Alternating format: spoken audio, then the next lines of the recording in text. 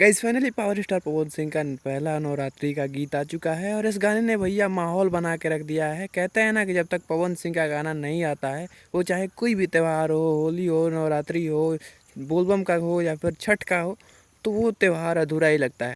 Power star Pawan Singh के गाने का नाम है पूछे पवनवा ए माई।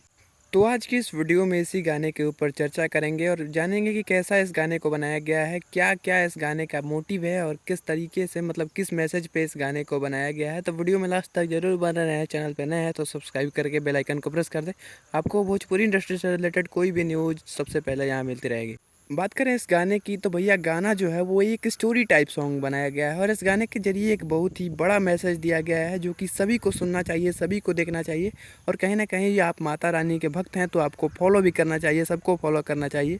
जिस तरीके से आज हमारे देश में जंगलों की और पेड़ों की कटाई हो रही है, गाने में कहीं ना कहीं इसको रोकने के लिए मैसेज दिया गया है। और पावर स्टार पवन सिंह जो हैं वो माता रानी से पूछते हैं कि अगर सारे पेड़ काट दिए जाएंगे तो आपका बसेरा कहाँ लगेगा। गाने की शुरुआत में हमें ये दिखाया गया है कि एक आदमी जो है वो पेड़ को काट रहा होता है, जिसे पावर स्टार पवन सिंह देख लेते हैं और उसे समझाते हैं, लेकिन वो आदमी नहीं समझता है, जिस पे पावर स्टार पवन सिंह जो है वो उसको एक थप्पड़ जड़ देते हैं।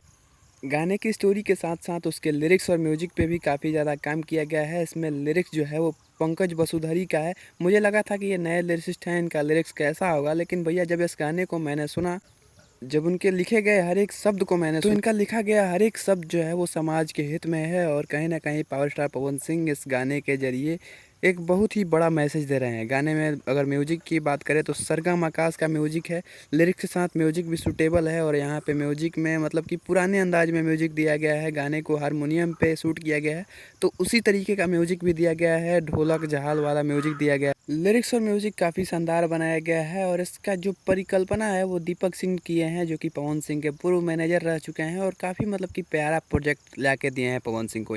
गाने का ऑडियो तो काफ़ी शानदार है और इसका वीडियो भी काफ़ी प्यारा बनाया गया है। स्टोरी के हिसाब से इस गाने को बहुत ही बढ़िया बनाया गया है।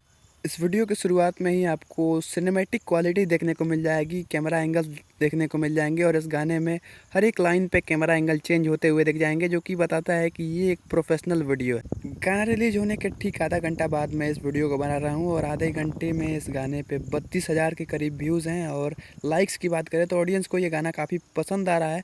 16,000 के करीब लाइक्स हैं, 5,000 के करीब कमेंट्स हैं। मतलब कि इस गाने का स्टार्टिंग काफ़ी अच्छा हुआ है। जब ये वीडियो अपलोड होगा या फिर जब तक आप इस वीडियो को देखेंगे, इस गाने पे और ज़्यादा व्यूज़ जाएंगे और ज़्यादा लाइक्स बढ़ेंगे और गाना जो है वो सुपर हिट हो जाएगा। अगर मैं अपना ओपिनियन बताऊं तो मुझे ये गाना काफ़ी प्यारा लगा, यानी कि आधे घंटे में ही मैं इस गाने को 10 बार से ज़्यादा सुन चुका हूं। आपको ये वीडियो कैसा लगा और इस गाने के बारे में आपका क्या ख्याल है, अपनी राय कमेंट में जरूर बताना। मिलते हैं अगले वीडियो।